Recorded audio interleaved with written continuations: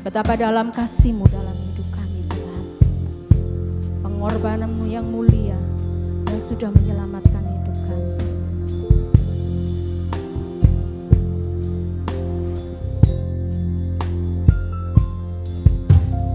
Dalamnya kasih-Mu Bapa, terlebih dari segalanya, pengorbanan yang termulia selamatkanku. Dengan darah yang tercurah, ampuniku atas dosa. Ku bersujud kepadamu, oh Yesusku.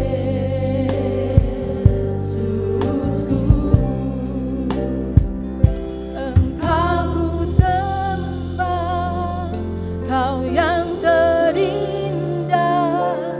Pulihkanku dengan darah-Mu. Engkau ku sembah, Bapa mulia. Seumur hidupku ku mau menyembah-Mu. Dengan segenap hati kita nyatakan, dalamnya kasih-Mu Bapa, terlebih dari segalanya, pengorbanan yang termulia selamatkanku. Dengan darah yang tercurah, ampuniku atas dosa. Ku bersujud kepadamu, oh Yesusku.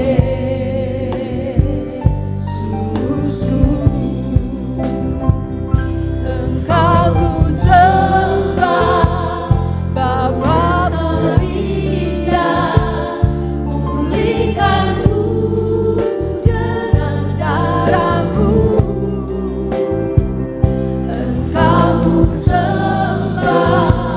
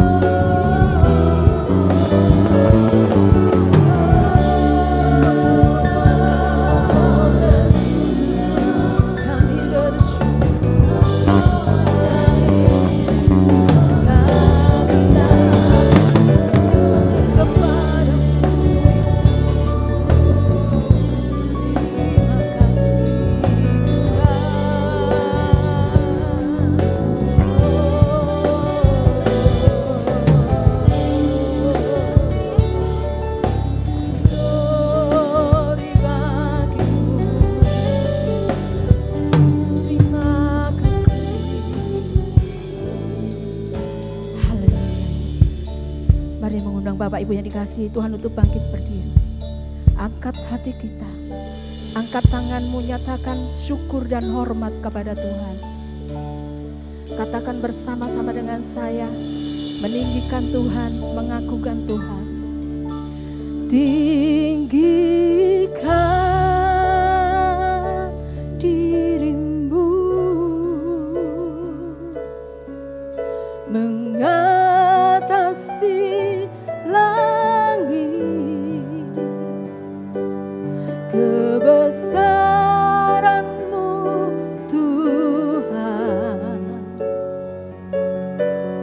mengatasi bumi.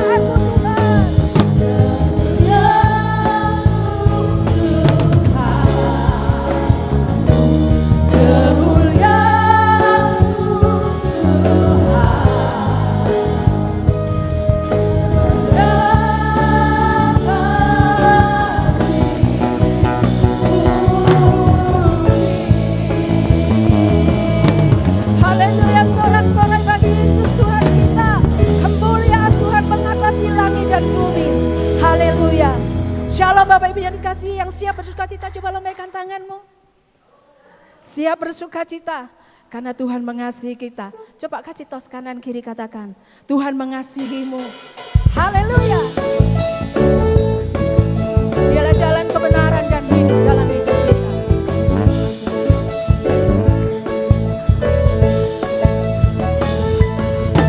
Yesus jalan kebenaran dan jalan kehidupan. Itu yang Yesus katakan. Aku percaya di dalam namanya ada keselamatan kekal. Yesus jalan kebenaran dan jalan kehidupan.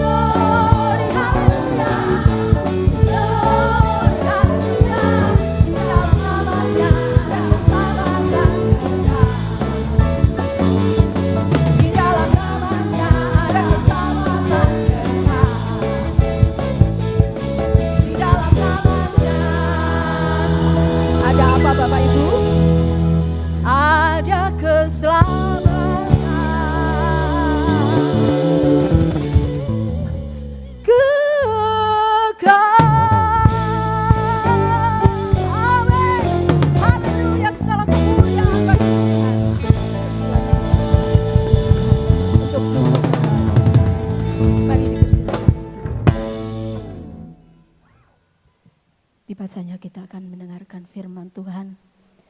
Biarlah saat yang indah ini kita boleh dikuatkan, kita boleh didewasakan, kita boleh memperoleh kekuatan yang baru dalam menjalani hidup ini. Haleluya. Kami bersyukur Engkau Allah yang bersama dengan kami, Tuhan. Ada bersamaku di setiap musim hidup. Tak pernah Dia tinggalkan kita sendiri. Tak pernah. Amin. Immanuel, Tuhan bersama dengan kita.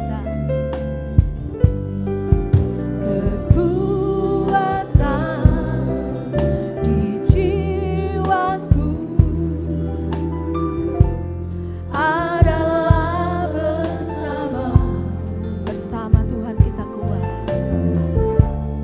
Tak pernah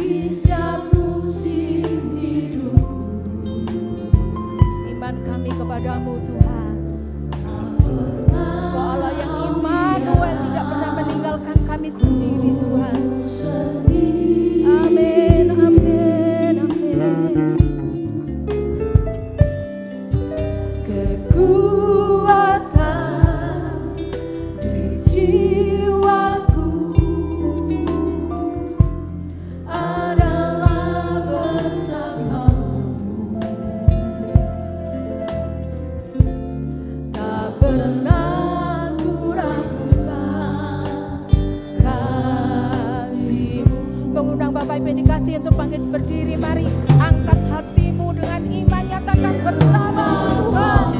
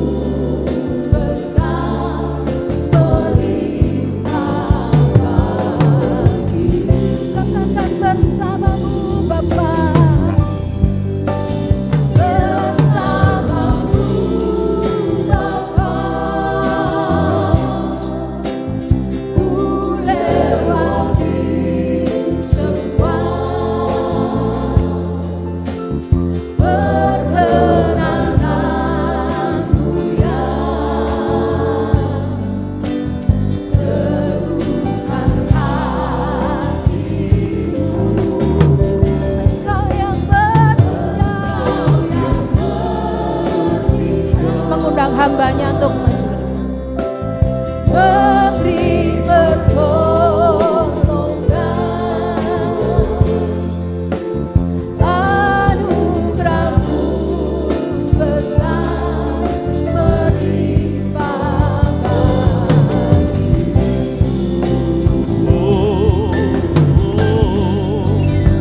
bersama-Mu Bapa.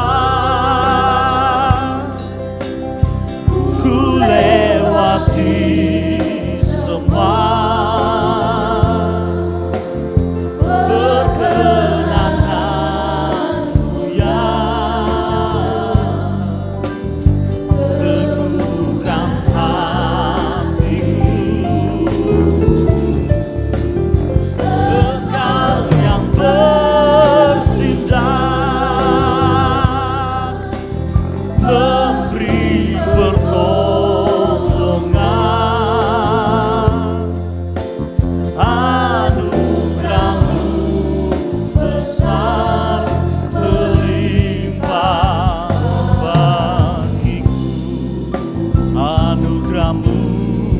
besar, anugerah-Mu besar melimpah bagiku. Oh, anugerah-Mu besar, anugerah-Mu besar melimpah. Berikan sorak-sorai kemuliaan buat Tuhan Allah kita. Yes Lord, thank you. Terima kasih Tuhan, terima kasih. Segala pujian, hormat, syukur, kemuliaan hanya bagi-Mu Tuhan. Engkau duduk bertahta di atas puji-pujian kami. Dan kami menikmati satu perjumpaan secara pribadi dengan Kau melalui puji-pujian. Saatnya kami akan disegarkan, ditaburi oleh kebenaran firman-Mu. Berfirmanlah melalui lidah bibir hamba-Mu. Hamba-Mu tahu hamba-Mu penuh keterbatasan dan kelemahan. Engkau Allah yang tidak terbatas, Engkau sanggup singkapkan rahasia kebenaran firman bagi hamba-Mu maupun bagi kami sekalian. Urapi kami, urapi hamba-Mu, dan kiranya kami mempersiapkan tanah hati kami yang terbaik untuk ditabur oleh kebenaran firman-Mu. Kuatkan kami, teguhkan langkah hidup kami melalui kebenaran firman Tuhan. Terima kasih Tuhan, terima kasih. Di dalam nama Tuhan Yesus Kristus kami sambut kebenaran firman-Mu dengan penuh ucapan syukur dan penuh sukacita. Haleluya, amin. Puji Tuhan, silakan duduk kembali. Bapak Ibu Saudara yang dikasihi oleh Tuhan. Shalom semuanya. Selamat pagi, salam berjumpa dalam kasih Tuhan Yesus Kristus. Ya, saya beri judul kebenaran firman Tuhan hari ini, menghidupi panggilan mengikut Yesus. Sekali lagi, menghidupi panggilan mengikut Yesus. Hanya satu ayat, tapi saya akan elaborasi ke dalam ayat-ayat selanjutnya dan ayat-ayat sebelumnya. Matius pasal 16 ayat yang ke-24. Matius pasal 16 ayat 24. Yang sudah dapat boleh katakan amin. Matius 16 ayat 24. Kita akan membaca bersama-sama satu ayat ini. setelah hitungan yang ketiga. 2, 3. Lalu Yesus berkata kepada murid-muridnya, setiap orang yang mau mengikut aku, ia harus menyangkal dirinya, memikul salibnya dan mengikut aku. Bapak Ibu, saya mau bertanya dulu secara statistik ya. Siapa yang dalam hidupnya, mungkin berapa puluh tahun hidupnya menjadikan ayat ini atau ayat-ayat setelah ayat ini sebagai ayat favoritnya? Ada? Dari sekian banyak ada ya Bapak ya? Oke. Saya pernah bertanya ini kepada bahkan di kalangan mahasiswa saya, mahasiswa teologi, dan tidak ada yang mengangkat tangan. Bahkan di kalangan para pendeta pun saya pernah mempertanyakan pertanyaan yang sama, dan ironisnya adalah belum ada yang menjadikan ayat ini sebagai ayat favoritnya. Mungkin kalau Yeremia pasal 29 ayat 11 banyak ya. Roma pasal 8 ayat 28, Allah bekerja untuk mendatangkan kebaikan bagi orang yang mengasihi Dia, banyak yang mengangkat tangan. Tetapi dalam segala sesuatu kita lebih daripada orang-orang yang menang, banyak yang mengangkat tangan. Tuhan adalah gembalaku, banyak yang mengangkat tangan. Tapi ketika ayat ini kita baca, mengapa tidak ada yang mengangkat tangan? Karena berat. Nah, tapi firman Tuhan hari ini mengingatkan kepada kita semua untuk kita menjalani hidup kita, menghidupi panggilan kita untuk menjadi pengikut-pengikut Yesus. Yesus Allah Tuhan dan Juru Selamat yang berinkarnasi menjadi manusia, menjadi guru atau rabi yang paling agung di dunia ini, mengajarkan sesuatu yang berbeda dari dunia ini. Kalau promosi-promosi, ya Anda bisa saksikan, promosi apalah ya, Shopee, Tokopedia, Anda akan melihat tulisan diskon itu besar. Diskon, dan ditulis dalam huruf kapital semua, dan itu hurufnya besar. Up to-nya kecil, 70%. Up to itu apa Bapak Ibu? Hingga 70%. Bapak Ibu cari di semua tokonya nggak akan ketemu 70%. Yang ketemu mentok-mentok 50%, 40%. Itulah namanya promosi. Cashback 100k, tapi up to maksimal 1000k. Ya. Itulah namanya promosi. Tapi Yesus tidak pernah bikin promo seperti itu. Yesus selalu terang-terangan di awal. Yesus nggak pernah berkamuflase dengan memberikan tawaran yang menggiurkan di awal, tapi ujungnya keburukan, ujungnya menuju maut. Kira-kira kalau Yesus itu sebagai orator, kalau Yesus itu sebagai orang yang mempromosikan sebuah partai, Yesus ini nggak laku. Why? Kenapa? Karena sejak awal bagi siapapun yang menjadi pengikutnya, Yesus menyuruh mereka untuk berpikir 2 kali dan berpikir secara matang sebelum mengambil keputusan menjadi murid Kristus yang sejati. Tidak mudah untuk menjadi pengikut Yesus, tidak mudah untuk menjadi murid Kristus yang sejati. Nah, saya boleh terjemahkan teks ini. Kalau saya boleh terjemahkan teks ini Bapak Ibu. Kemudian Yesus berkata kepada murid-muridnya, jika seseorang mau atau berkeinginan pergi ke belakangku, mulailah terus sangkal diri, mulailah pikul salibnya, dan terus meneruslah mengikut aku. Nanti saya akan kasih tunjuk, mengapa kok saya menerjemahkan pergi ke belakangku ya. Nah kita hidup Bapak Ibu, next boleh dibantu ya, ini nggak bisa. Kita hidup di masa hedonisme. Puaskan keinginanmu. YOLO, you only live once. Kamu hanya hidup sekali, maka puaskanlah keinginanmu. Dan biasanya ini dipegang oleh anak-anak muda. Di dalam geng-geng anak muda, klub-klub anak muda, biasanya gaya hidupnya hedonisme. Puaskan keinginanmu apapun. Kalau kamu mau belanja dengan uangmu, habiskan uangmu. Mau gaya hidup glamor, gaya hidup apapun, silahkan. Pamer-pamerkan itu, flexing-flexingkan itu. Puaskan dirimu. Hidup hanya untuk memuaskan diri sendiri. Dan saya mau kasih tahu, Anda tidak hidup hanya 1 kali. Anda hidup 2 kali.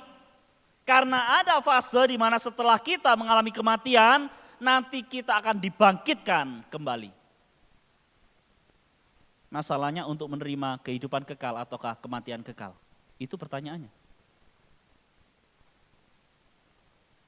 Tapi dunia mengajarkan, puaskan diri kita sendiri. Kita hidup dalam budaya narsisme dan narsistik itu sudah masuk kepada semua orang. Saya kasih contoh yang sederhana aja, Bapak Ibu. Yang sederhana. Kira-kira kalau ada foto bersama, satu gereja foto bersama, makan-makan bersama, lalu kemudian kita foto bersama. Yang Bapak Ibu cari pertama kali fotonya siapa? Foto orang lain atau diri sendiri? Diri sendiri ya. Dan kemudian aduh jelek sekali ekspresi saya. Aduh mata saya lagi menutup nih ya. Foto ulang ya. Atau biasanya yang wanita-wanita, yang pria-pria biasanya nggak terlalu peduli ya Pak ya. Yang pria biasanya nggak terlalu peduli. Tapi yang wanita biasanya, aduh ngapain saya tadi foto sebelah sini. Padahal angle saya itu loh, biasanya saya itu mau menampilkan pipi saya yang sebelah kanan. Karena pipi saya yang sebelah kiri itu terlalu cabi, terlalu gemuk. Yang sebelah kanan ini masih tertutup oleh rambut saya dan itu bagus untuk ditampilkan di kamera. Dia minta foto ulang. Tidak peduli ada ratusan orang yang fotonya bagus. Karena foto kita jelek, kita meminta untuk fotografer foto ulang ya. Karena angle saya jelek. Itulah bukti bahwa kita memang sudah termasuki oleh budaya narsisme, narsistik. Gila pujian.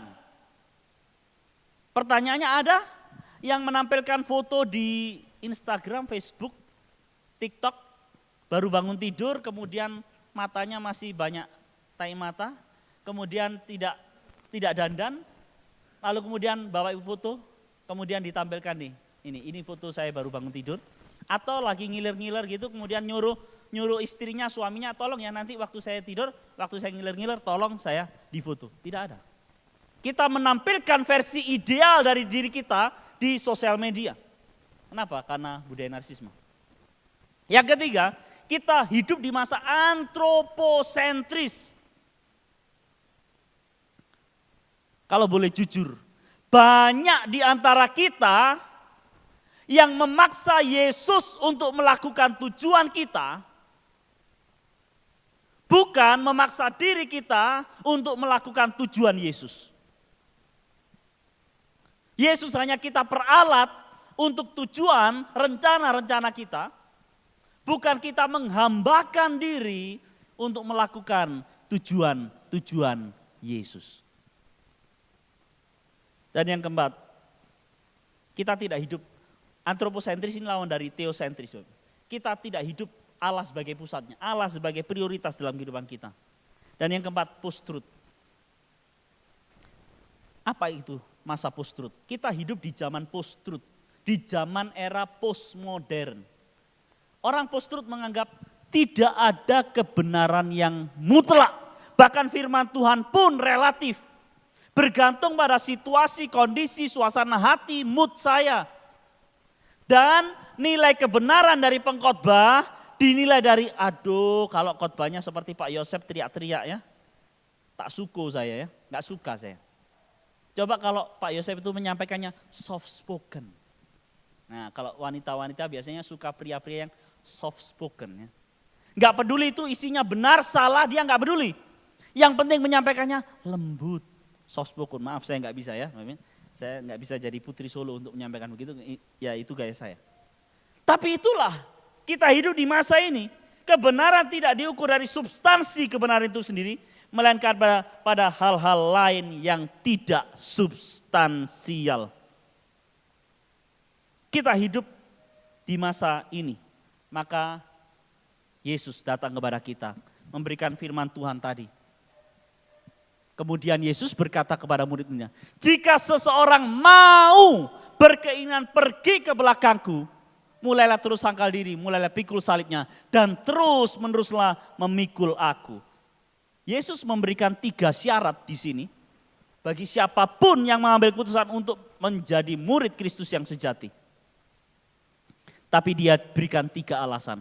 Kalau Bapak Ibu sulit untuk memenuhi 3 syarat, nanti saya juga akan berikan 3 alasan yang dikemukakan oleh Yesus. Mengapa Anda harus berkeinginan untuk menjadi murid Kristus yang sejati. Nah, ayat ini menarik Bapak Ibu. Kenapa saya terjemahkan ini pergi ke belakangku? Ayat ini menarik dalam bahasa Yunaninya yang tidak terlalu ketara di dalam bahasa Indonesia. Petrus itu kehidupan rohaninya naik turun di ayat ini. Baru saja Yesus tanya kepada Petrus dan para muridnya, menurut orang banyak siapakah aku ini? Dan mereka memberi jawab apa? Oh, ada yang mengatakan kau Elia, Yohanes Pembaptis, Elisa, dan salah seorang di antara para nabi. Tapi kemudian Yesus bertanya satu pertanyaan, dan satu pertanyaan ini juga harus Anda jawab dalam hidup ini, karena dari satu pertanyaan ini menentukan hidup kekal Anda. Anda salah menjawab satu pertanyaan ini, nasib kekal Anda ditentukan. Anda hidup di surga atau di neraka. Anda memiliki hidup kekal atau mati kekal. Anda hidup dalam kebenaran atau hidup dalam dosa ditentukan oleh satu pertanyaan ini yang ditanyakan oleh Yesus kepada para muridnya. Tetapi, whom do you say that I am? Menurutmu siapakah aku ini? Dan Petrus kali itu memberikan jawaban yang tepat. Yaitu, engkau adalah Mesias, anak Allah yang hidup. Dan Yesus mengatakan, yes, itu bukan dari engkau, tapi itu dari Bapa. Dan di atas batu karang ini aku akan mendirikan jemaatku. Tapi baru saja mendapatkan pujian, Yesus kemudian membuka sama mereka. Hari itu Yesus mulai membuka sama mereka bahwa anak manusia harus diserahkan. Anak manusia harus diadili. Bahwa orang-orang Farisi, mahkamah agama akan menentang sang anak manusia dan akan mati, tapi juga akan bangkit.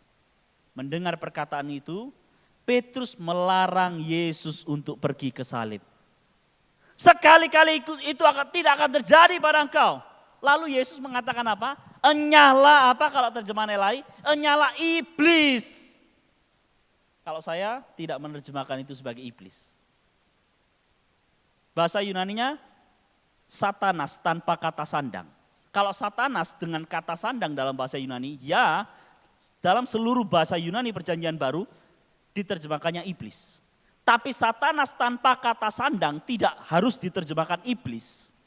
Itu berarti adversary, musuh. Musuh itu tidak harus dalam dunia roh. Tapi Petrus kali itu baru saja dia mendapatkan pujian, tapi kemudian Petrus memposisikan diri sebagai musuh salib Kristus. Enyahlah musuh, tapi kalau enyahlah nggak jelas Bapak Ibu. Enyahlah ini kemana? Ya. Tapi dalam bahasa Yunani-nya menjadi jelas karena di dalam bahasa Yunani menjelaskan, pergilah ke belakangku musuh. Sebab engkau batu sandungan bagiku, engkau sedang memikirkan bukan apa yang dipikirkan oleh Allah, tetapi apa yang dipikirkan manusia. Manusia ya, bukan iblis ya. Jadi tepat ya terjemahan saya. Enyahlah musuh atau pergilah ke belakangku musuh, bukan iblis. Karena engkau sedang memikirkan apa yang dipikirkan oleh Allah, bukan apa yang dipikirkan oleh iblis, tapi manusia. Engkau memikirkan apa yang dipikirkan oleh manusia, bukan memikirkan apa yang dipikirkan oleh Allah. Maka setelah bagian itu, Yesus membicarakan mengenai syarat untuk menjadi murid. Berarti siapa murid Kristus yang sejati itu? Murid Kristus yang sejati itu selalu menempatkan Yesus berada di depannya. Pertanyaannya selama ini, selama kita menjadi orang Kristen, siapa yang berada di depan? Kita atau Yesus? Yesus tadi mengatakan,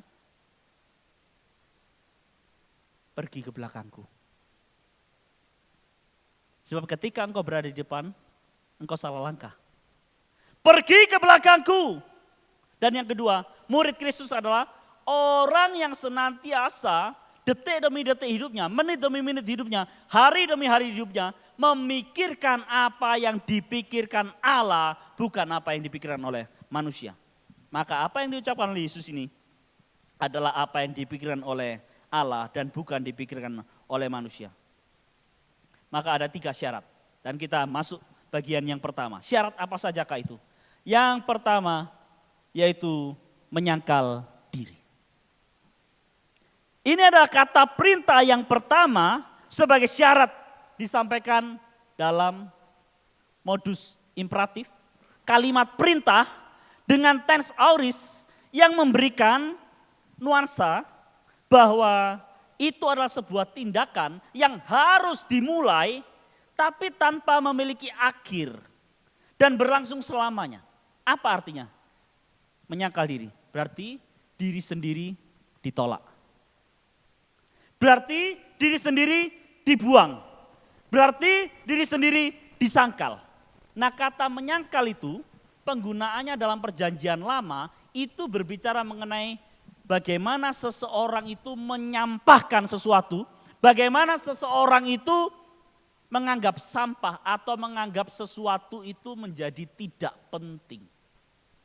Berarti kalau sekarang Yesus memberikan perintah menyangkal diri, mulailah kamu sangkal diri, berarti tindakan itu belum dimulai oleh para murid.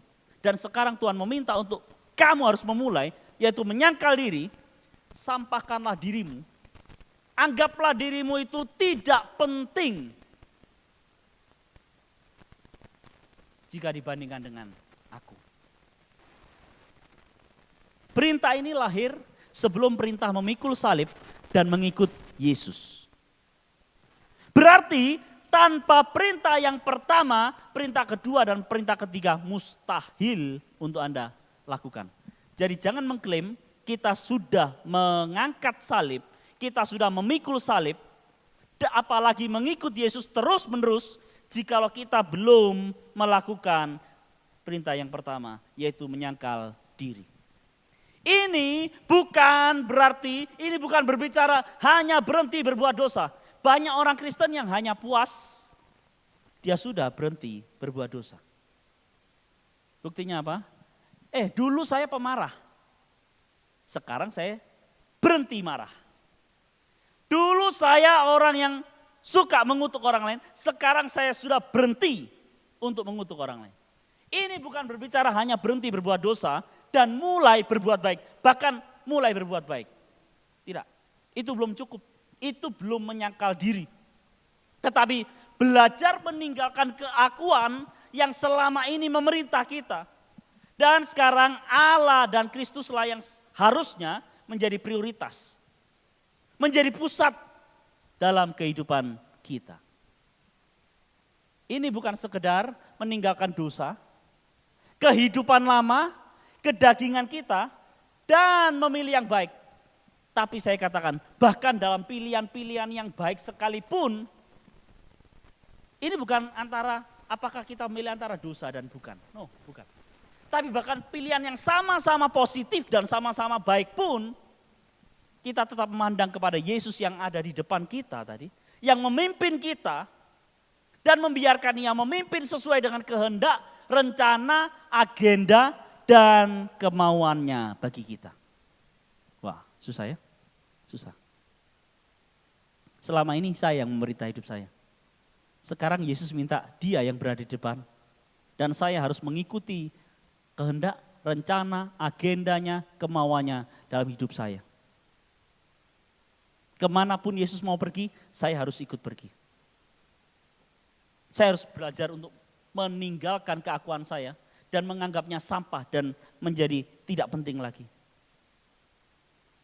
Orang yang menyangkal diri terus-menerus akan berpikir bahwa sekarang keputusan saya tidak penting. Yang penting adalah dalam satu situasi apa keputusan Tuhan. Dalam pekerjaan ada pilihan-pilihan yang sama-sama positif bahkan, kita tetap memikirkan kira-kira apa keputusan Tuhan dalam kasus ini. Agenda saya tidak penting lagi, sebab agendanya Yesus, agendanya Tuhan sekarang yang penting. Rencana dan pemikiran saya tidak penting, yang penting adalah rencana dan agenda Tuhan.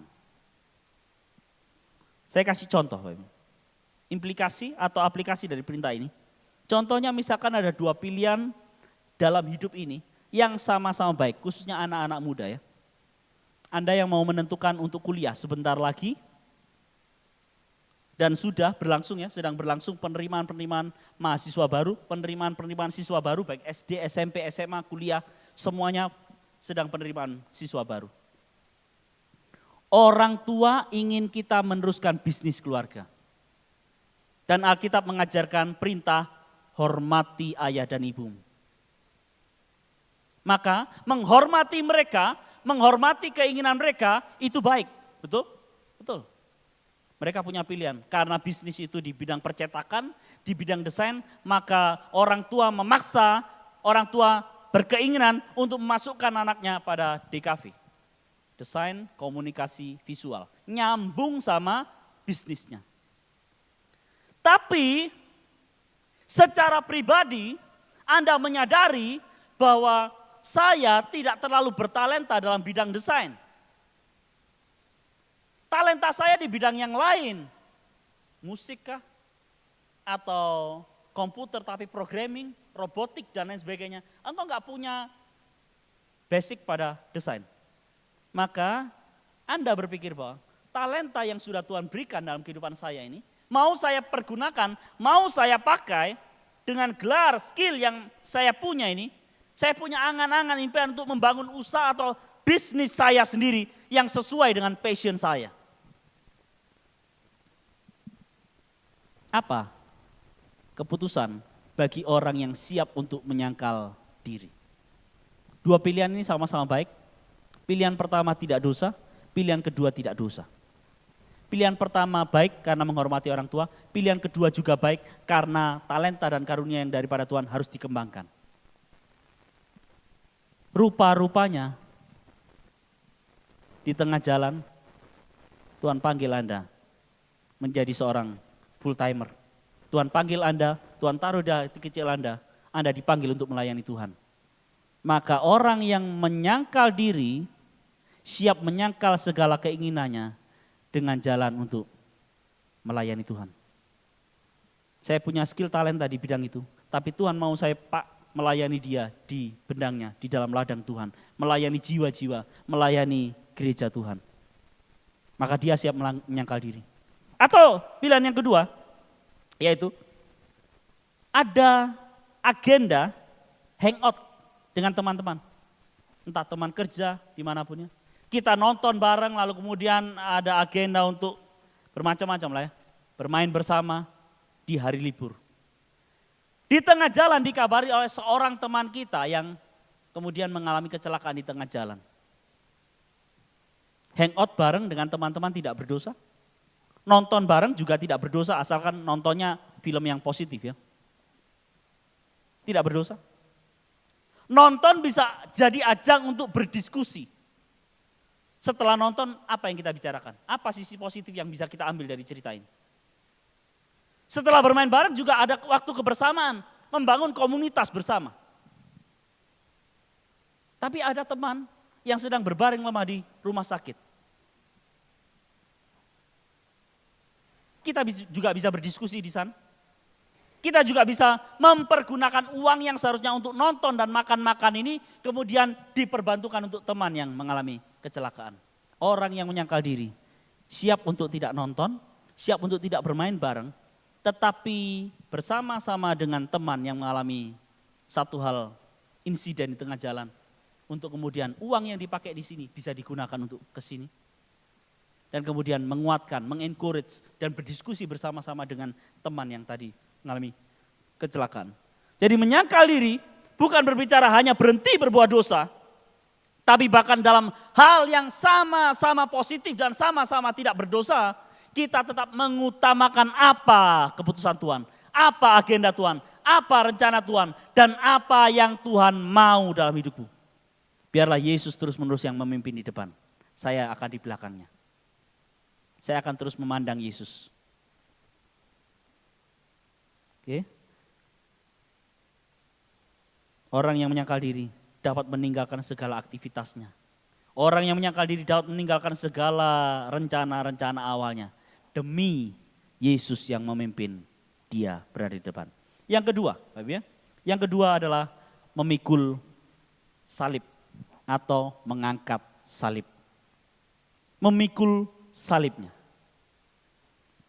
Keselamatan dan panggilan kita memang gratis. Itu bukan usaha kita, kata Efesus. Itu murni adalah pemberian Allah, pekerjaan Allah. Bukan usaha kita. Ya, keselamatan kita memang gratis, namun menuntut nyawa kita. Kita menerimanya secara cuma-cuma, tanpa biaya apapun. Gak ada yang Anda kerjakan untuk keselamatan Anda. Yesus yang mengerjakannya. Dia berkorban, dia turun, menjadi manusia, menderita, mati dan bangkit untuk kita semua. Sebagai kita, tapi begitu kita menerimanya, kita telah menyerahkan segala sesuatu yang kita miliki kepada Yesus Kristus. Tapi tenang saja, firman Tuhan tetap dapat diandalkan. Enggak usah takut ketika engkau menyerahkan kepada siapa yang telah menebus dan memiliki kehidupan kita. Memang dia layak, he deserve. Dia layak untuk menerima segala sesuatu dari kita. Nah, apa yang orang abad pertama pikirkan ketika Yesus membicarakan mengenai memikul salib? Ada orang yang, iku salibnya. Ya. Jadi istrinya salibnya, anaknya salibnya. Ya. Kemudian rumahnya itu salibnya, keluarga besarnya itu salibnya. Apakah orang abad pertama akan memikirkan demikian ketika berpikir mengenai salib? Bagi orang abad pertama, ya, ketika mereka mendengar mulailah terus-menerus memikul salib, yang mereka pikirkan adalah salib berbicara mengenai hukuman yang paling dan sangat mengerikan dan sangat memalukan menurut hukum Romawi pada zaman itu. Mengapa? Orang ditelanjangi waktu disalib. Mengapa? Karena orang itu dijadikan tontonan di muka umum, dicemooh, dan mengalami berbagai macam penderitaan demi penderitaan. Vonis, eksekusi, mati yang ada di depan mata. Berarti perintah ini berkaitan dengan kesiapan Anda dan saya untuk dipermalukan, menderita, bahkan mati demi mengikut Kristus. Ini adalah proses yang kedua setelah seseorang beres dengan dirinya. Tadi menyangkal diri, meminta Anda dan saya untuk beres dengan diri sendiri dulu. Kalaupun keinginan saya enggak terjadi enggak apa-apa, yang penting keinginan Tuhan terjadi. Kalaupun tujuan saya enggak terjadi enggak apa-apa, yang penting tujuan Tuhan terjadi. Kalaupun rencana saya enggak terjadi enggak apa-apa, it's no problem. Itu urusan lain, ya, urusan berikutnya. Yang penting rencana Tuhan yang jadi. Setelah beres dengan perintah yang pertama, baru bisa masuk pada mengangkat salib atau memikul salib. Ya. Berarti salib itu berbicara mengenai penderitaan dan kematian. Siapkah kita mengalami hal tersebut? Ya. Kristus memberikan perintah ini, idealnya ya Bapak Ibu. Kalau orang lain mungkin yang memberi perintah hanya tunjuk-tunjuk saja. Lakukan lakukan sana, lakukan sana, lakukan sana. Tapi lain dengan Yesus. Kristus memberikan perintah ini bukan sebagai orang yang cuma tunjuk-tunjuk orang lain. Melainkan ia sendiri melalui jalan salib itu demi kita sekalian. Dia sudah berada di depan. Dia sudah memikul salib Kristus sendiri. Kita enggak disuruh untuk memikul salibnya Kristus karena kita enggak mungkin kuat. Kita disuruh untuk memikul salibnya, artinya salib kita masing-masing. Maka sekarang giliran kita yang siap untuk dipermalukan, direndahkan, menderita, bahkan mati demi Kristus Yesus.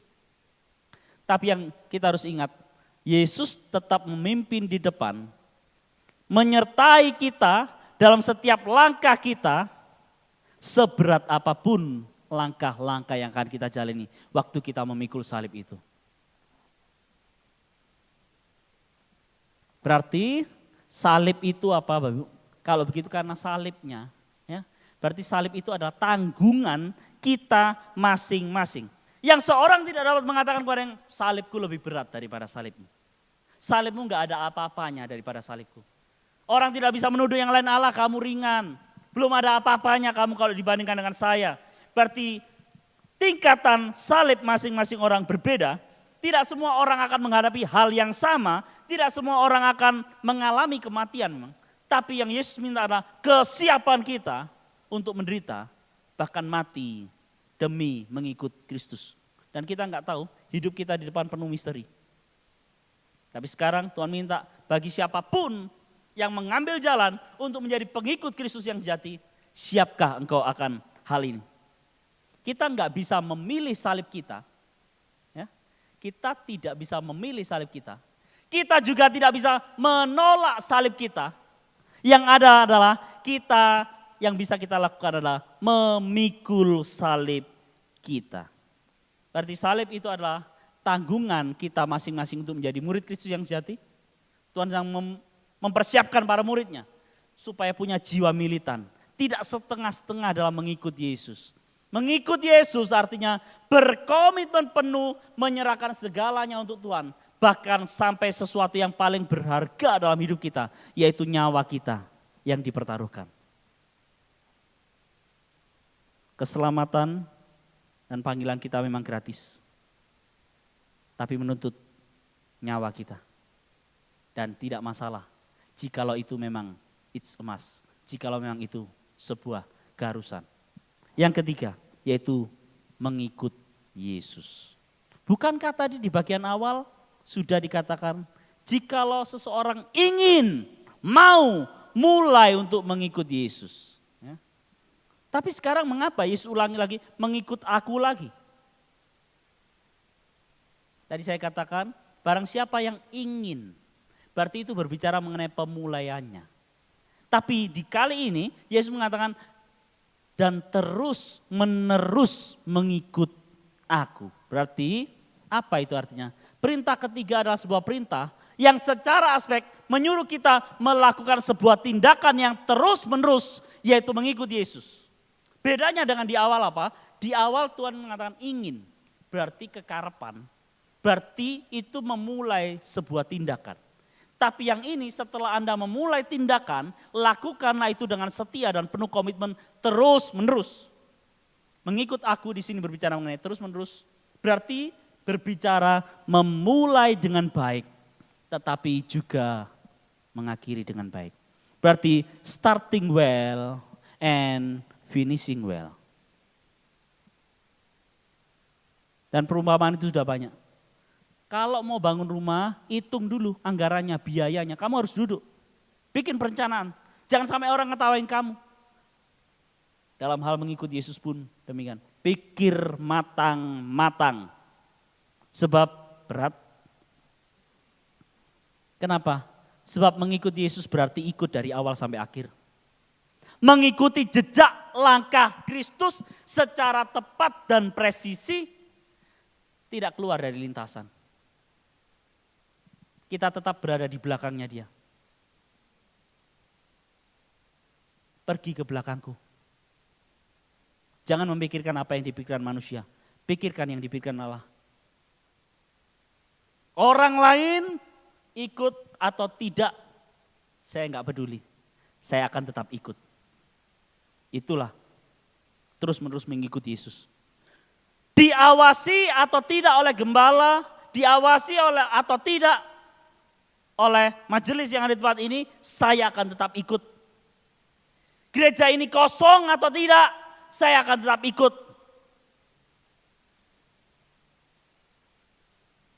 Ada orang yang mendukung saya ataupun tidak, saya akan tetap ikut. Ada resiko atau tidak ada resiko, saya akan tetap ikut. Itu namanya orang yang terus menerus mengikut Yesus.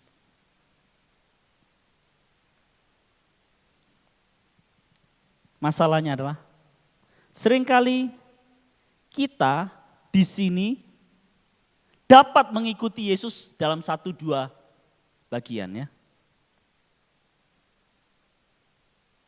Soal mendoakan orang, ya saya bisa ikut Yesus. Tapi Pak, soal membalas kejahatan dengan kebaikan, tunggu dulu. Yesus memberi perintah, barang siapa menampar pipi kananmu, berikan juga pipi kirimu, tunggu dulu Pak. Kalau saya lain, ya. Perintah yang lain saya bisa ikuti, jangan membunuh saya bisa, jangan berzina saya bisa. Jangan mengingini saya bisa. Tapi soal tampar pipi kiri, berikan pipi kanan, saya nggak bisa. Kalau saya ditampar, saya balas tendang, saya balas gigit, saya balas macam-macam.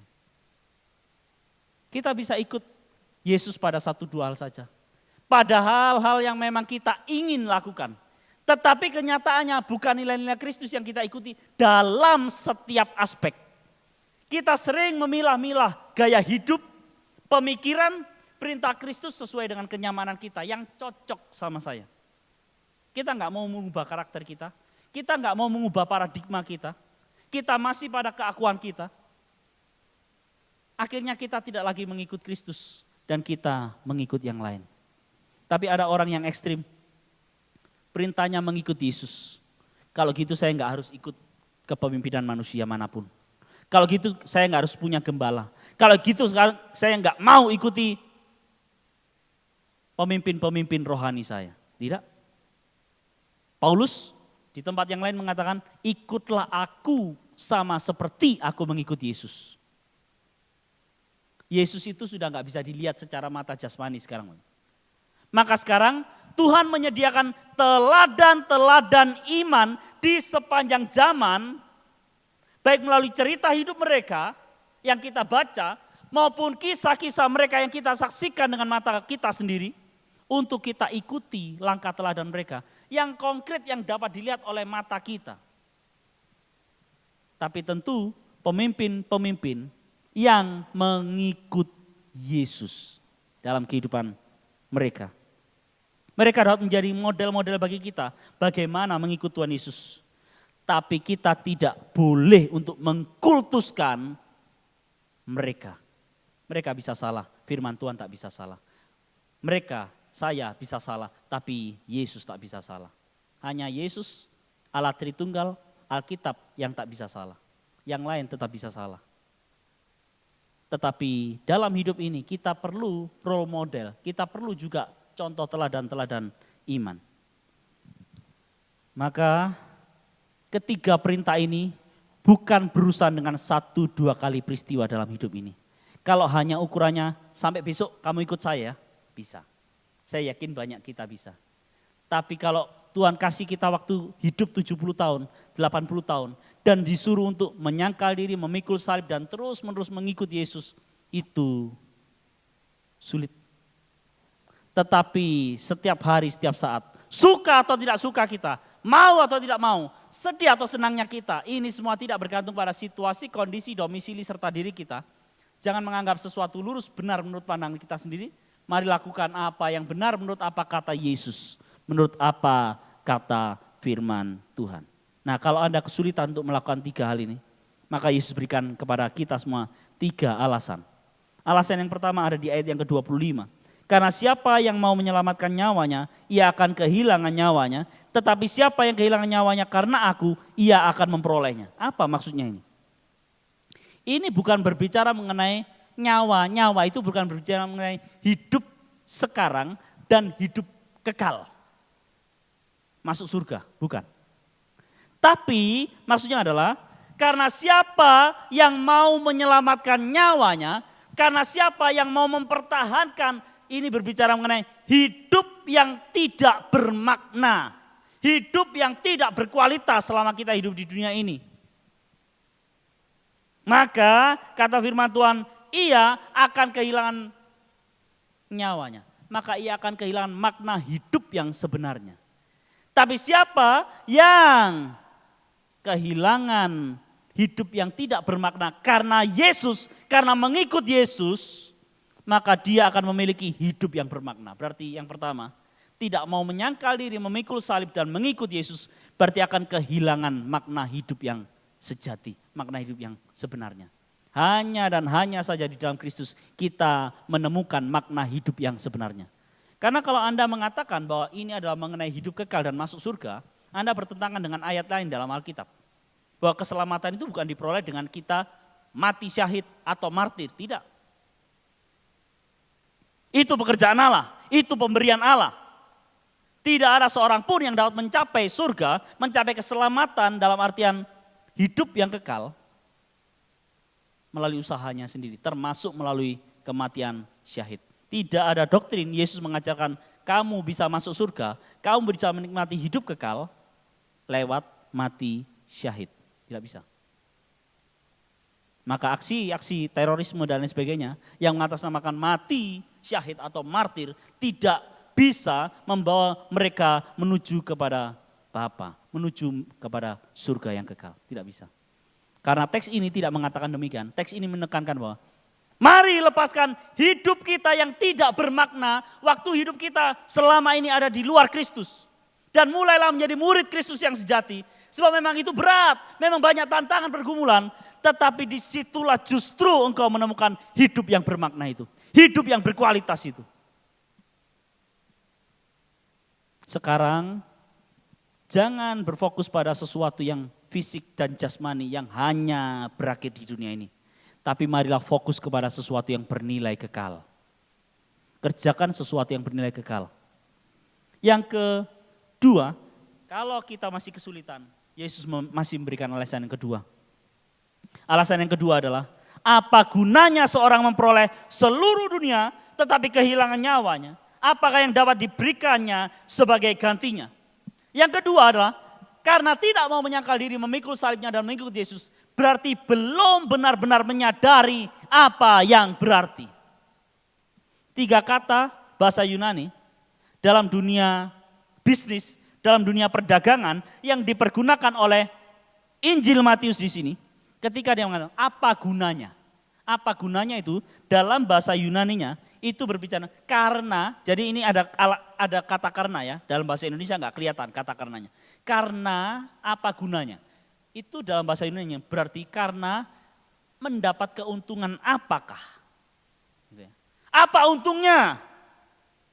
Kalau seseorang itu memperoleh seluruh dunia, tapi kehilangan, nah kata kehilangan itu menderita kerugian. Lalu apakah yang diberikannya sebagai ganti nyawanya? Itu adalah harga tebusan yang setimpal dengan apa yang digantikannya. 3 kata bisnis dalam dunia perdagangan yang dipakai oleh Injil Matius, yang dipakai oleh Yesus maksudnya dalam hal ini, untuk menjelaskan kepada Anda sekalian. Maksudnya apa? Perhatikan. Siapa yang pernah ada saudaranya yang sakit berbulan-bulan di ICU? Saya pernah ada pekong saya ya, yang kemudian ada di rumah sakit di Surabaya, bersebelahan dengan seorang ibu.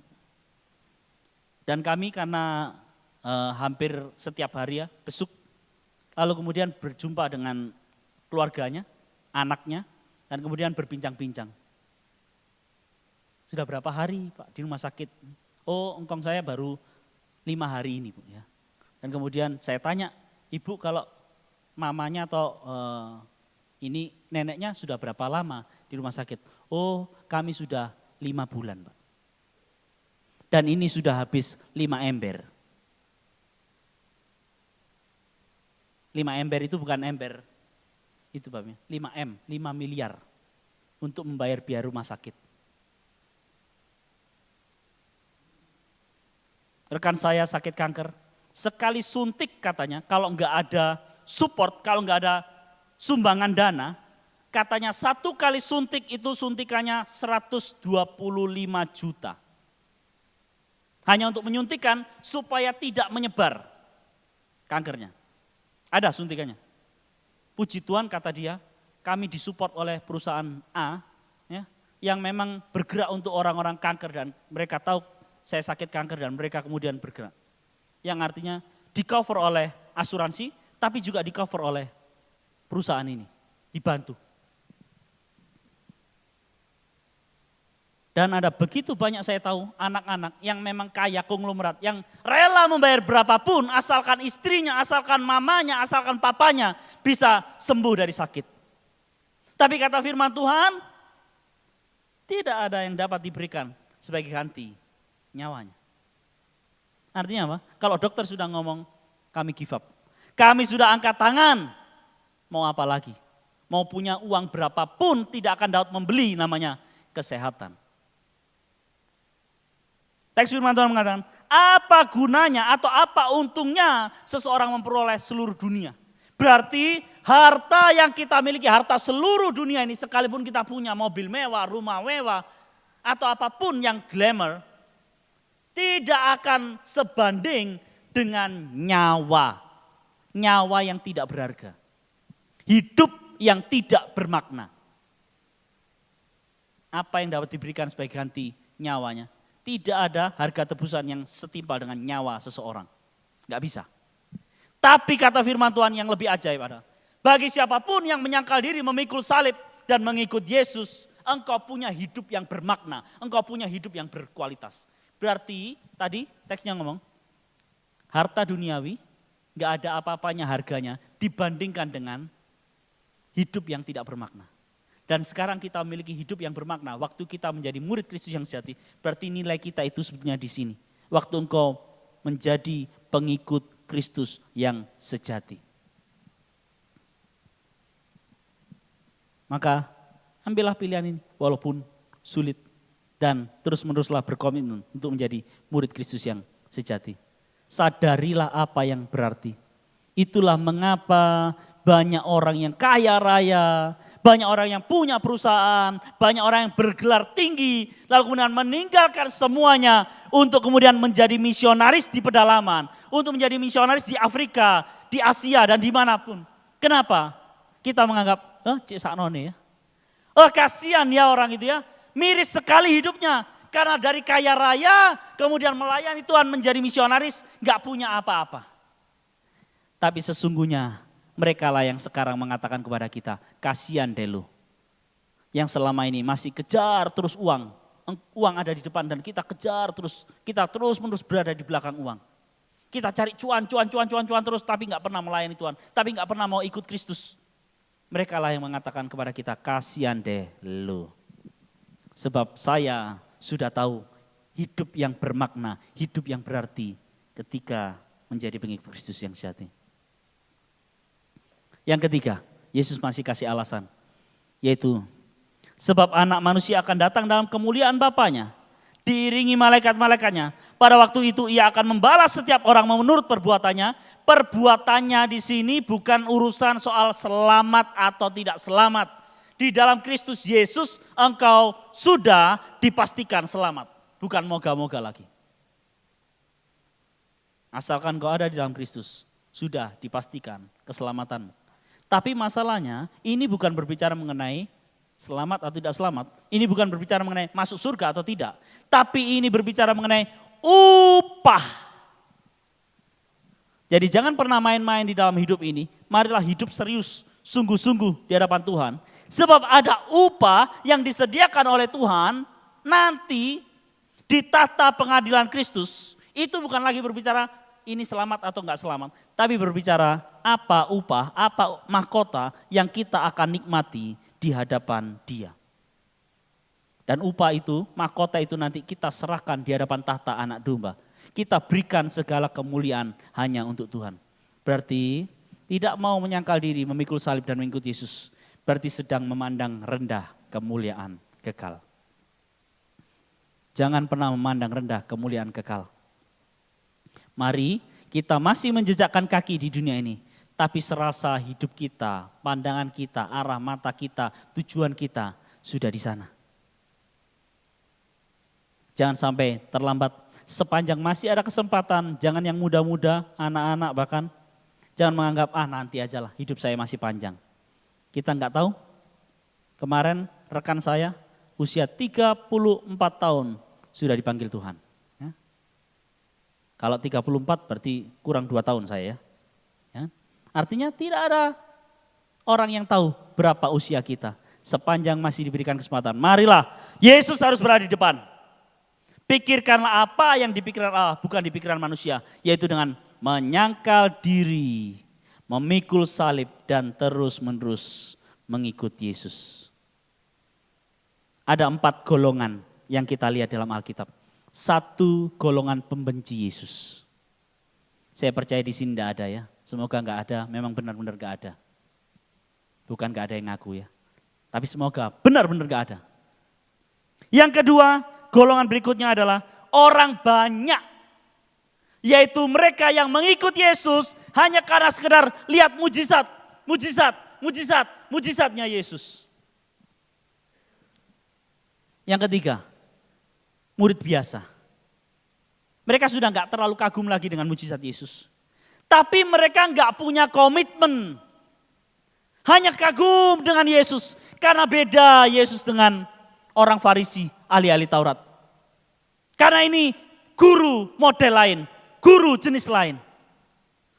Tapi golongan keempat, kita melihat adanya murid Kristus yang sejati.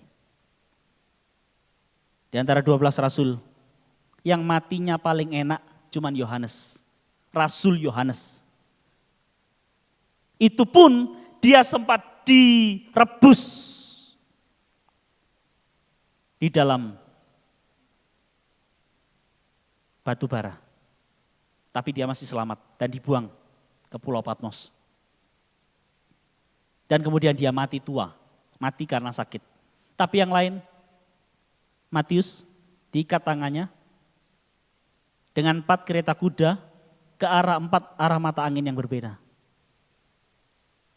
Rasul-rasul yang diseret dengan kereta kuda. Petrus mati dengan kepala terbalik. Baca bukunya Quo Vadis Domini. Petrus sudah kewalahan menghadapi orang-orang percaya yang ada di Roma karena menghadapi persekusi. Petrus mau kabur. Di tengah jalan dia dijumpai oleh Yesus. Dia bertanya kepada Yesus, mau kemana engkau Tuhan? Dan Yesus memberi jawab kepada Petrus, aku mau ke Roma sebab aku mau, Petrus lagi mau kabur dari pelayanan. Aku mau mati disalib untuk kedua kalinya di sana. Sebab banyak umatku di sana. Petrus yang merasa malu dengan Yesus, dia balik ke kota Roma. Dan dia berkomitmen, jikalau Tuhanku disalib dengan kepala tegak di atas, saya tidak layak mati dengan cara seperti Tuhanku mati. Maka kalau engkau mau menyalibkan saya, salibkan saya dengan cara terbalik. Dan itu bukti nyata bahwa ada murid-murid Kristus yang sejati. Dan dari 12 murid sekarang kekristenan menjadi pengikut yang terbanyak di dunia. Maka marilah ambil bagian di sana menjadi murid-murid Kristus yang sejati. Kiranya Tuhan Yesus memberkati kita sekalian. Kita sama-sama langsung berdoa saja ya. Bapa di surga, terima kasih untuk firman-Mu. Terima kasih. Dan biarlah kami berpikir matang-matang untuk menjadi murid Kristus yang sejati. Tapi kami terus mengambil keputusan yang tepat, yaitu berkomitmen penuh berada di belakang-Mu dan memikirkan apa yang dipikirkan oleh Allah, bukan dipikirkan manusia. Kami mau menyangkal diri kami, menganggap diri kami sampah, menganggap diri kami tidak penting lagi. Agenda kami, tujuan kami, pemikiran kami tidak penting, Engkau yang terpenting. Kami mau memikul salib kami sendiri. Tanggungan yang harus kami pikul, yaitu kami siap untuk menderita, mati demi Engkau. Dan kami mau terus-menerus mengikut Yesus dalam setiap aspek hidup kami. Engkau yang terus-menerus berada di depan, maka kami terus-menerus membangun relasi dengan-Mu. Kiranya dalam hidup ini kami memandang sesuatu yang bernilai kekal di dalam hidup kami, sehingga kami menemukan hidup yang bermakna. Terima kasih Tuhan, terima kasih di dalam nama Tuhan Yesus Kristus, Allah Tuhan dan Juru Selamat kami yang hidup, meteriakan firman-Mu dalam hidup kami. Haleluya, amin. Tuhan berkati kita sekalian. Selanjutnya kita akan masuk di dalam perjamuan kudus. Saya mengundang dengan kasih Kristus Bapak Hendrata untuk maju ke depan. Mari kita sama-sama tundukkan kepala. Dan dipersilakan rekan-rekan sepelayanan perjamuan kudus untuk bersama-sama melayaninya. Segala kemuliaan hanya bagi kemuliaan nama-Mu Tuhan. Terima kasih Tuhan atas pengorbanan-Mu 2000 tahun yang lalu. Sehingga kami hidup pada hari ini. Biarlah perjalanan kesempatan yang Tuhan berikan untuk kami terus memikul salib, untuk terus mengikuti Yesus, untuk terus menyangkal diri untuk kemuliaan pekerjaan. Terima kasih Bapak. Kami jalani sakramen perjamuan kudus pada pagi hari ini dalam nama Tuhan Yesus Kristus. Haleluya. Amin.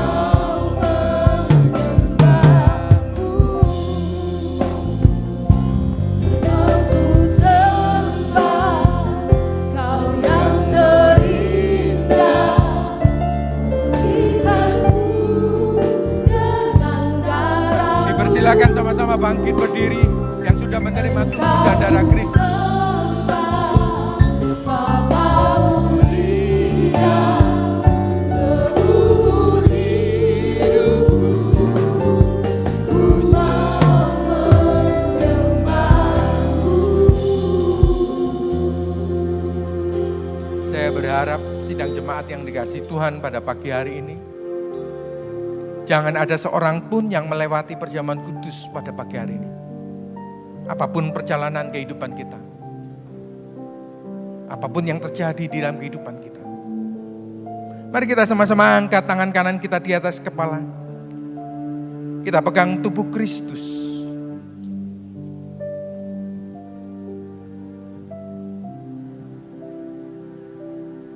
Sidang jemaat yang dikasihi Tuhan, sebab apa yang telah kuteruskan kepadamu telah aku terima dari Tuhan, yaitu bahwa Tuhan Yesus pada malam waktu ia diserahkan mengambil roti, dan sesudah itu ia mengucap syukur atasnya, ia memecah-mecahkannya dan berkata, inilah tubuhku yang diserahkan bagi kamu, perbuatlah ini menjadi peringatan akan aku.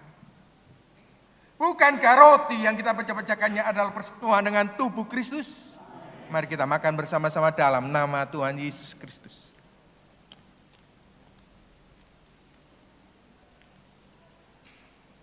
Haleluya. Kita angkat darah Kristus di atas kepala. Demikian juga ia mengambil cawan sesudah makan lalu berkata, cawan ini adalah perjanjian baru yang dibenteraikan oleh darahku. Berbuatlah ini setiap kali kamu meminumnya menjadi peringatan akan aku. Bukankah cawan pengucapan syukur yang atasnya kita ucapkan syukur adalah persekutuan dengan darah Kristus? Mari kita minum bersama-sama dalam nama Tuhan Yesus Kristus.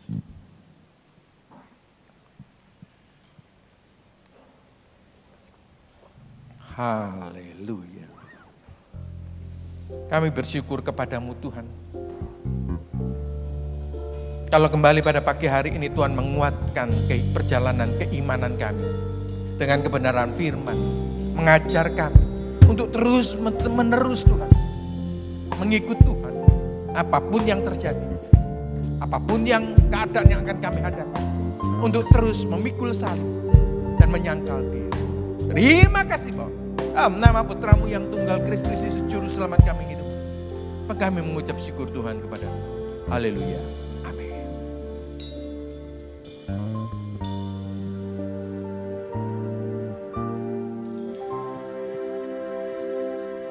Baik Bapak Ibu, tiba saatnya kita akan belajar memberi yang terbaik lewat persembahan kita.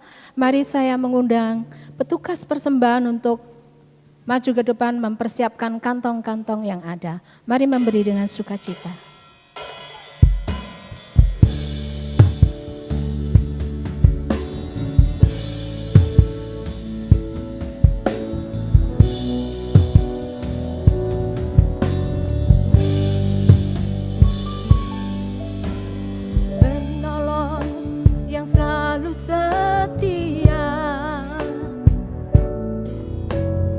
Memenuhi keperluanku.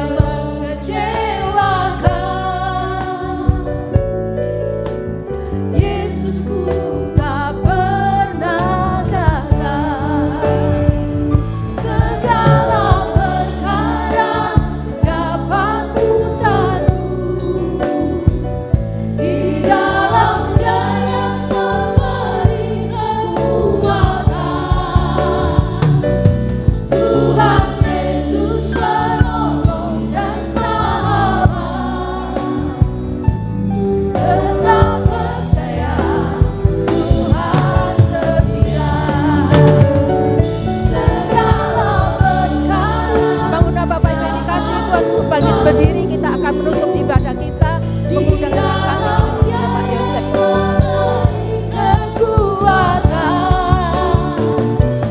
Tuhan Yesus penolong dan sahabat, tetap percaya Tuhan setia,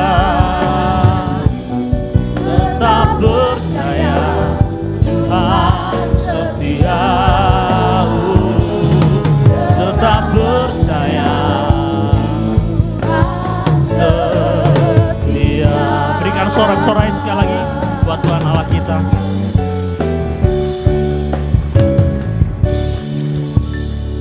Kami persembahkan setiap hidup kami yang kami bawa hari ini, pengagungan kami, pujian kami, persembahan kami. Kiranya semuanya itu boleh menyenangkan, menyukakan hati Tuhan, senantiasa berkenan di hadapan Tuhan. Dan kami tahu Engkau bertata di atas pujian kami tahu Engkau hadir di tengah-tengah kami, Engkau melawat setiap kami. Tidak ada satupun yang terlewatkan dari lewatan Tuhan, semuanya dilawat, dijamah, diberkati oleh Tuhan. Yang sakit disembuhkan dalam Yesus, yang susah Tuhan hiburkan dalam Yesus, yang berbeban berat dalam tantangan pergumulan, Engkau memberikan solusi jalan keluar yang terbaik bagi kami. Dan yang terpenting kami tahu bahwa Tuhan Allah yang kami puja, yang kami sembah, Tuhan Allah yang menciptakan kami, tidak pernah meninggalkan perbuatan tangan-Mu. Engkau senantiasa menyertai, memberikan kekuatan baru bagi kehidupan kami sekalian. Menjamah setiap pelayan-pelayan Tuhan yang ambil bagian dalam pelayanan hari ini, pakai kehidupan mereka lebih heran untuk hormat dan bagi nama Tuhan, menjadi alat Tuhan dimanapun berada. Dan kiranya firman-Mu yang telah diberitakan hari ini termeterai dalam hati kami. Roh Kudus menolong kami untuk memahami firman, dan kami boleh menjadi pelaku-pelaku firman Tuhan. Kami berdoa untuk kota kami, kota Surabaya. Kami berdoa untuk Jawa Timur. Kami berdoa untuk Indonesia. Indonesia diberkati Tuhan, penuh kemuliaan Tuhan bagi kemuliaan Tuhan. Jawa Timur diberkati Tuhan, penuh kemuliaan Tuhan bagi kemuliaan Tuhan. Kota kami, kota Surabaya diberkati Tuhan, penuh kemuliaan Tuhan bagi kemuliaan Tuhan. Memberkati Bapak Presiden, Wakil Presiden, Gubernur, Wali Kota kami, baik eksekutif, legislatif, yudikatif yang ada di bangsa ini, menjalankan tugas dan tanggung jawab dengan penuh takut akan Tuhan, membawa kemajuan bagi bangsa negara kami. Dari Sabang sampai Merauke, dari Miangas sampai Pulau Rote, boleh diberkati oleh Tuhan. Terlebih khusus Injil kebenaran firman boleh bebas untuk diberitakan, baik melalui kehidupan kami maupun oleh siapapun hamba-hamba-Mu. Kami juga berdoa ya Tuhan, kalau kami sebenarnya akan berpisah satu dengan yang lain, kami boleh diantarkan dalam perjalanan kami, berjumpa dengan keluarga kami masing-masing dengan tidak kekurangan sesuatu apapun. Kami boleh membawa berkat, sukacita, penghiburan, dan damai sejahtera yang padamu. Menjamah memberkati gembala sidang, seluruh majelis yang ada, para pelayan-pelayan Tuhan maupun jemaat-jemaat-Mu boleh bergandengan tangan dalam satu kasih, dalam satu roh sebagai sesama tubuh Kristus untuk memajukan pekerjaan Tuhan yang ada di tempat ini. Nama Tuhan saja dipuji, dipermuliakan dalamnya. Banyak jiwa-jiwa boleh dimenangkan bagi hormat kemuliaan bagi nama Kristus. Terima kasih Tuhan. Mari kita angkat kedua tangan kita terima berkat Tuhan. Sekarang pulanglah dengan membawa berkat rahmat damai sejahtera yang daripada Allah Bapa, dalam cinta kasih karunia dari anaknya yang tunggal Tuhan Yesus Kristus, dalam pimpinan persekutuan iluminasi pencerahan dari Allah Roh Kudus adalah menyertai kita semua mulai saat ini sampai Maranatha Tuhan Yesus datang kali kedua. Diberkatilah kehidupan pribadimu, kesehatanmu, keluargamu, pelayananmu, pekerjaanmu, apapun yang dibuat oleh tanganmu dibuat Tuhan berhasil. Dan kiranya Kristus itu boleh terpancar dalam kehidupanmu, sehingga engkau boleh berdampak dan menjadi terang di tengah-tengah dunia yang gemerlap ini. Terima kasih Tuhan, terima kasih. Di dalam nama Tuhan Yesus Kristus kami berdoa mengucap syukur. Haleluya, amin. Tuhan berkati kita sekalian.